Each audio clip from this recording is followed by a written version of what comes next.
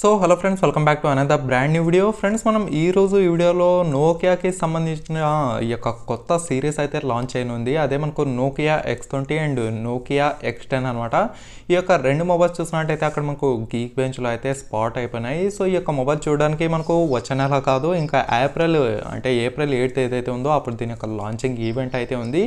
మరి ఈ యొక్క ఎక్స్ సిరీస్ అసలు ఎందుకు తీసుకొచ్చారంటే, ఇంతకుముందు చూసినట్టయితే వీళ్ళు నోకియాలో చూసినట్టయితే మ్యాక్సిమం ఈ యొక్క బ్రాండ్ ఏదైతే ఉందో పెద్దగా అందరూ అయితే ఫోకస్ చేసి ఈ యొక్క మొబైల్స్ అయితే కొనడం లేదు. ఎందుకంటే వీళ్ళ యొక్క స్పెసిఫికేషన్స్ ఒక రకంగా ఉంటే అక్కడ ప్రైస్కి వీళ్ళు ఇచ్చే స్పెసిఫికేషన్స్కి మనకు ఎక్కడ బ్యాలెన్స్ అయితే కాదనమాట. సో అందుకోసం ఈ యొక్క మొబైల్స్ అన్నీ మనకు ఫెయిల్ అయితే ఉన్నాయి.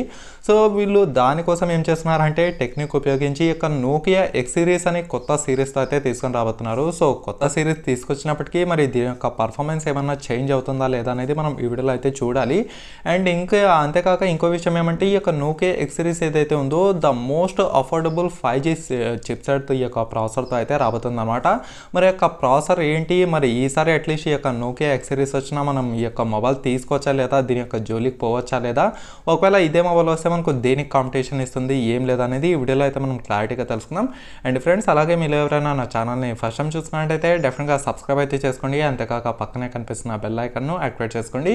ఇంకా ఏమాత్రం ఆలస్యం చేయకుండా మీరు చిన్న లైక్ చేస్తే ఇప్పుడైతే మన వీడియోని స్టార్ట్ చేద్దాం. ఫ్రెండ్స్, ముందుగా చూసుకున్నట్టయితే దీని యొక్క డిజైన్ అయితే మనకు స్పాట్ అయిందనే చెప్పుకోవచ్చు. సో ఇక్కడ కనిపిస్తున్న ఈ యొక్క మొబైల్ ఉంది కదా, ఇదే మనకు నోకియా X20 అనమాట. మీకు బ్యాక్ సైడ్ చూసినట్టయితే కంప్లీట్గా ఈ యొక్క రౌండ్ షేప్ కెమెరా మోడల్ కనిపించడం అయితే జరుగుతుంది. అండ్ దాని యొక్క లెఫ్ట్ సైడ్ వచ్చేసి మీకు flash light, dual tone flash light అయితే కనిపిస్తుంది. అండ్ కెమెరా మోడల్ కింద మీకు back side finger print censor ఇవ్వడం అయితే జరిగింది. అండ్ దాని కింద మీకు చివరిలో నోకియా బ్రాండింగ్ అయితే కనిపిస్తుంది. సో బ్యాక్ సైడ్ డిజైన్ చూసినట్టయితే పర్లేదు, మనకు బాగానే ఇచ్చారని చెప్పుకోవచ్చు. అండ్ కమింగ్ టు ఫ్రంట్, ఇక్కడ ఫ్రంట్ చూసినట్టయితే మీకు డిస్ప్లే పైన టాప్ లెఫ్ట్ కార్నర్లో ఈ యొక్క సింగిల్ పంచోల్ కెమెరా అయితే కనిపిస్తుంది. మరి యొక్క కెమెరా విషయాలు కూడా నేను ఈ వీడియోలో అయితే క్లారిటీగా చెప్తాను. సో పర్లేదు, మనకు డిజైన్ అయితే బాగానే ఇచ్చారు. కాకపోతే మనకు మేజర్ ప్రియారిటీ ఏమంటే దీని యొక్క డిజైన్ అయితే మనకు మేజర్ ముఖ్యమైతే కాదు, దీనికి ఏం స్పెసిఫికేషన్తో తీసుకొస్తున్నారు, ఆ యొక్క స్పెసిఫికేషన్స్కి తగ్గట్టు దీని యొక్క ప్రైస్ ఉందా లేదా, అదే మనకు ఇంపార్టెంట్ అనమాట. సో అందుకోసం నేను ఈ వీడియో కంప్లీట్గా దానికి సంబంధించిన వీడియో అయితే చేస్తున్నాను. సో ముందుగా డిజైన్ చూసినట్టయితే మనకు మంచి డిజైన్ ఇచ్చారు, ఇందులో మనకు ఎటువంటి డౌట్స్ అయితే లేవు. అండ్ ఫస్ట్ చూసినట్టయితే దీంట్లో మనకు the most affordable 5G chipset use చేస్తామని వీళ్ళైతే చెప్తున్నారు. సో ఆ యొక్క చిప్సెట్ మనకు స్నాప్డ్రాగన్ 480 ఈ యొక్క 5G ప్రాసెసర్ అని చెప్పుకోవచ్చు. ఇది రూమర్స్ ప్రకారం చూసినట్టయితే 8nm టెక్నాలజీ పైన బిల్ట్ అయిన ప్రాసెసర్తో వస్తుందని ఇక్కడ కొన్ని రూమర్స్ ప్రకారం అయితే తెలుస్తుంది. సో ముఖ్యంగా ఈ యొక్క ఎంట్రీ లెవెల్కి ఏదైతే ప్రాసెసర్ ఇస్తారో 5G ఆ యొక్క మొబైల్ అనేది చెప్పుకోవచ్చు. తక్కువ ప్రైస్లోనే 5G మొబైల్ ఆ యొక్క ప్రాసెసర్తో ఏదైనా ఉందా అంటే మనకు స్నాప్డ్రాగన్ 480 అనే చెప్పుకోవచ్చు. అండ్ దీని యొక్క ప్రైస్ చూసినట్టయితే ఒకవేళ రెడ్మీ, రియల్మీ ఇదే మొబైల్ ఇదే ప్రైస్తో అంటే ఇదే ప్రాసెసర్తో తీసుకొస్తే మాత్రం అరౌండ్ వాళ్ళు 12 నుంచి 13,000 లోపల ఈ యొక్క మొబైల్ ప్రైస్ అయితే ఉంటుంది. కాకపోతే ఇది మనకు నోకియా కాబట్టి దీని యొక్క ప్రైస్ ఎంత పెడతారో కూడా నేను చివరిలో అయితే మీకు క్లారిఫై అయితే ఇస్తాను. సో దీని యొక్క ప్రాసెసర్ చూసినట్టయితే ఒక ఎంట్రీ లెవెల్ ప్రాసెసర్ మాత్రమే అనమాట. ముఖ్యంగా మీకు గేమింగ్ కోసం మ్యానుఫ్యాక్చర్ చేయబడిన మొబైల్ అయితే కాదు, ఇది మాత్రం కొంచెం కేర్ఫుల్గా అయితే గుర్తుపెట్టుకోండి. సో జనరల్ చిన్న చిత్కా నార్మల్ గేమ్స్ అయితే ఆడొచ్చు, మీకు పెద్దగా ఇబ్బంది అయితే ఏమీ ఉండదు. అండ్ తర్వాత మనం మాట్లాడుకోవాల్సింది దీని యొక్క డిస్ప్లే అనమాట. దీని యొక్క డిస్ప్లే చూసినట్టయితే ఈ యొక్క స్నాప్డ్రాగన్ 480 ప్రాసెసర్ ఏదైతే ఉందో అప్ టు 1080p డిస్ప్లేస్ వరకు మీకు సపోర్ట్ అయితే చేస్తుంది. సో దీనికి maximum full HD plus display ఇచ్చేకు వీళ్ళకు ఛాన్స్ అయితే ఉంటుంది అనమాట. మరి వీళ్ళు ఫుల్ హెచ్డీ ప్లస్ డిస్ప్లే ఇస్తారా, హెచ్డీ ప్లస్ డిస్ప్లే ఇస్తారా అనేది కంప్లీట్గా ఈ యొక్క నోకియా పైన అయితే డిపెండ్ అయి ఉంటుంది. సో ప్రైస్ అనేది తక్కువ చేయాలనుకుంటే వీళ్ళు హెచ్డీ ప్లస్ డిస్ప్లే ఇచ్చే అవకాశం అయితే కనిపిస్తుంది. లేదు ఒక బడ్జెట్ పరంగా రెడ్మీకి, రియల్మీకి కాంపిటీషన్గా తేవాలనుకుంటే అప్పుడు వీళ్ళు ఫుల్ హెచ్డీ ప్లస్ డిస్ప్లే ఇచ్చే అవకాశం అయితే కనిపిస్తుంది. అండ్ అంతేకాక ఈ యొక్క స్నాప్డ్రాగన్ 480 5G ప్రాసెసర్ ఏదైతే ఉందో మీకు దీని యొక్క డిస్ప్లేకి అప్ టు 120 Hz వరకు రీఫ్రెష్ రేట్ సపోర్ట్ అయితే ఉంటుంది అనమాట. మరి వీళ్ళు ఇంత రీఫ్రెష్ రేట్ ఇస్తారా లేదా అనేది ఇంకో క్వశ్చన్ మార్క్ అక్కడ. సో అట్లీస్ట్ అన్న వీళ్ళు 60 Hz అనేది డిఫాల్ట్ రీఫ్రెష్ రేట్ కాబట్టి అదైతే ఖచ్చితంగా ఇస్తారు. మరి అట్లీస్ట్ 90 Hz ఇస్తారా లేదా అనేది మనకు అక్కడ క్వశ్చన్ మార్క్ అనమాట. సో ఒకవేళ 90 Hz 120 Hz తీసుకొస్తే మాత్రం డెఫినెట్గా ఇది మనకు టాప్ అండ్ మొబైల్ అనేది చెప్పుకోవచ్చు. అండ్ తర్వాత మనం మాట్లాడుకోవాల్సింది దీని యొక్క ప్రాసెసర్ చెప్పాను కదా, ఇది వచ్చేసి మీకు 5G ఎనేబుల్ డివైస్ అనేది చెప్పుకోవచ్చు. అది కూడా మనకు తక్కువ ధరలోనే రాబోతుంది. అరౌండ్ మీకు 10-15 వేల కంటే ఎంతసేపు ఉన్న లోపలే ఉంటుంది కాదు, మీకు 15,000 రూపీస్ అస్సలు అయితే క్రాస్ కాదు. ఇది మాత్రం మీరు బాగా అయితే గుర్తుపెట్టుకోండి.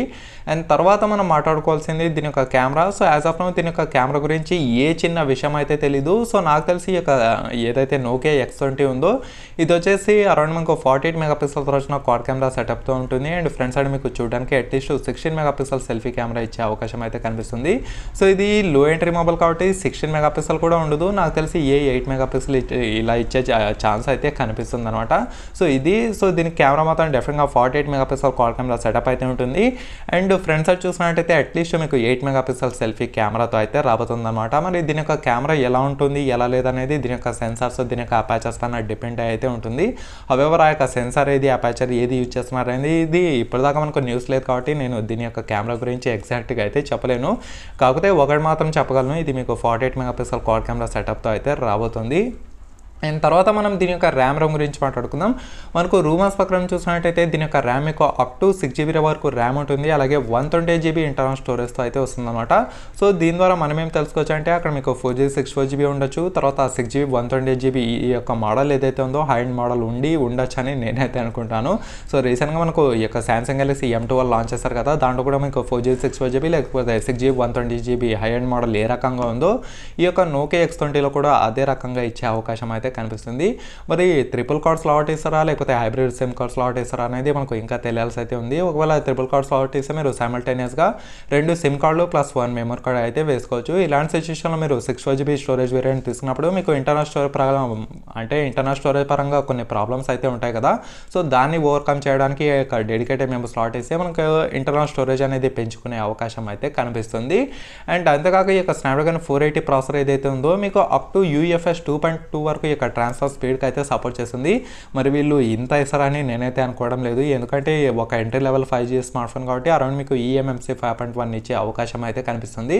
సో దీని ద్వారా ఈ యొక్క ఫైల్స్ డాక్యుమెంట్స్ ఇమేజెస్ వీడియోస్ ఇవన్నీ మనం కాపీ లేదా మూవ్ చేస్తుంటాం కదా, సో అలా ట్రాన్స్ఫర్ చేసేటప్పుడు మీకు వీలైనంత తక్కువ టైంలో ఎక్కువ ఫైల్స్ ట్రాన్స్ఫర్ చేసేది ఈ యొక్క eMMC 5.1 UFS 2.1 2.2 UFS 3.1 దీనిపైన అయితే డిపెండ్ అయి ఉంటుంది అనమాట. ఇంకా టాప్ అండ్ ఈ యొక్క UFS 3.1 చూసినట్టయితే అరౌండ్ 30,000 కంటే అబోవ్ ఏవైతే మొబైల్స్ ఉంటాయో వాటికైతే ఈ యొక్క UFS 3.1 అయితే ఇస్తూ ఉంటారు.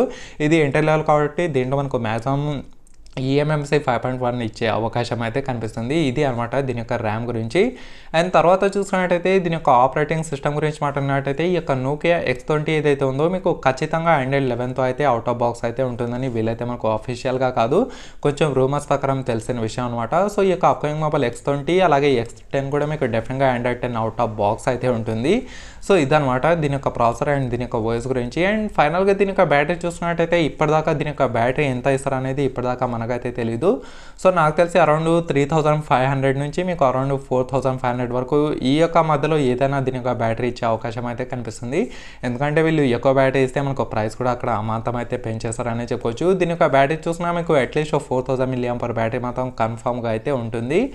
మరి ఈ యొక్క మొబైల్ కోసం వెయిట్ చేయాలా వద్దా అంటే నేనైతే ఒక 10, 12, 13 వేలల్లో వస్తే డెఫినెట్గా ఈ యొక్క మొబైల్ అయితే తీసుకోవచ్చు, మీకు ఎటువంటి ఇబ్బంది అయితే ఉండదు. కాకపోతే వీళ్ళు నేను గెస్ చేసేది ఏమంటే వీళ్ళు అరౌండ్ 16,000 వరకు తీసుకుపోయే అవకాశం అయితే కనిపిస్తుంది. మరి వచ్చేంత వరకు మనమైతే వెయిట్ చేసి చూడాల్సింది. అండ్ అంతేకాక ఈ యొక్క Nokia X20 X10తో పాటు Moto G10 మొబైల్ కూడా రాబోతుంది. అది కూడా మీకు 5G మొబైలే, కాకపోతే అది మీకు స్నాప్డ్రాగన్ 690 ప్రాసెసర్తో అయితే వస్తుంది. అది ఒక mid range 5G smart phone అనేది చెప్పుకోవచ్చు. అండ్ ఇప్పుడు చెప్పిన ఈ యొక్క Nokia X20 ఏదైతే ఉందో ఇది ఒక ఎంట్రీ లెవెల్ 5G చిప్ సెట్తో వచ్చిన ఈ యొక్క స్మార్ట్ ఫోన్ అనేది చెప్పుకోవచ్చు అనమాట. సో మీ దగ్గర అరౌండ్ ఒక 12 నుంచి 13 వేలు ఉంటే డెఫినెట్గా ఈ యొక్క మొబైల్ కోసం అయితే వెయిట్ చేయొచ్చు. అది కూడా ఇదే ప్రైస్కి తీసుకొస్తే ఈ యొక్క మొబైల్ అయితే తీసుకోవచ్చు. లేదు 15,000 ఇలా పెడితే మాత్రం మనకు డెఫినెట్గా అక్కడ ఇంకా చాలా most affordable 5G smart phones అయితే ఉన్నాయి. రియల్మీ రీసెంట్గా లాంచ్ చేసిన రియల్మీ నార్జో 30 Pro కూడా ఉంది. అది Dimensity 800U 5G ప్రాసెసర్తో అయితే వస్తుంది. ఒక మిడ్ రేంజ్ కింగ్ అనే చెప్పుకోవచ్చు ఆ యొక్క 5G మొబైల్ అనేది. అండ్ ఈ యొక్క స్నాప్డ్రాగన్ 480 కూడా మీకు డ్యువల్ సిమ్ 5Gకి అయితే సపోర్ట్ చేస్తుంది అనమాట. అండ్ ఈవెన్ దీనికి ఇచ్చిన ర్యామ్స్ ఏవైతే ఉన్నాయో 4GB ర్యామ్ కానివ్వండి 6GB ర్యామ్ కానివ్వండి ఇవి మీకు LPDDR4X ర్యామ్తో అయితే రాబోతున్నాయి. సో దీని ద్వారా ఈ యొక్క మొబైల్ పర్ఫార్మెన్స్ కూడా మీకు చాలా ఫాస్ట్గా ఉంటుందని దీని ద్వారా అయితే మనం తెలుసుకోవచ్చు. సో ఓవరాల్గా చూసుకుంటే ఇదనమాట ఈ యొక్క మొబైల్ అండర్ 12,000లో తీసుకొస్తే మాత్రం డెఫినెట్గా ఈ యొక్క మొబైల్ కోసం అయితే వెయిట్ చేయొచ్చు. అండ్ దీని యొక్క లాంచ్ ఈవెంట్ చూసినట్టయితే April 8th అయితే కనిపిస్తుంది. సో మనకు వచ్చే నెల 8th ఈ యొక్క మొబైల్స్ మన యొక్క ఇండియాలో చూడడానికి అయితే ఉంటున్నాయి అనమాట. సో యాజ్ ఆఫ్ నౌ ఇది మనకు కంప్లీట్గా గ్లోబల్ లాంచ్ అయ్యని వీళ్ళైతే చెప్తున్నారు. సో గ్లోబల్లో మన యొక్క ఇండియాలో కూడా తప్పనిసరిగా అయితే ఉంటుంది. మన యొక్క ఇండియాలో చూడడానికి కూడా ఈ యొక్క మొబైల్స్ అయితే వస్తాయన్నమాట. సో 12,000లో ఈ యొక్క మొబైల్ ప్రైస్ తీసుకొస్తే మాత్రం ఖచ్చితంగా ఈ యొక్క మొబైల్ అయితే తీసుకోవచ్చు. సో ఓవరాల్గా చూసుకుంటే ఇదన్నమాట ఫ్రెండ్స్ ఈ యొక్క నోకియా X20 మొబైల్ గురించి. మరి మీకు స్టిల్ ఇంకా ఏమైనా డౌట్స్ ఉంటే కింద కామెంట్ సెక్షన్లో కామెంట్ చేయండి, నేను కూడా తెలుసుకుంటాను. అంతేకాక ఈ వీడియోని లైక్ చేసి మీ ఫ్రెండ్స్తో వాట్సాప్ అలాగే ఫేస్బుక్ గ్రూప్లలో షేర్ చేస్తూ ఉండండి. ఓకేనా friends, thank you for watching.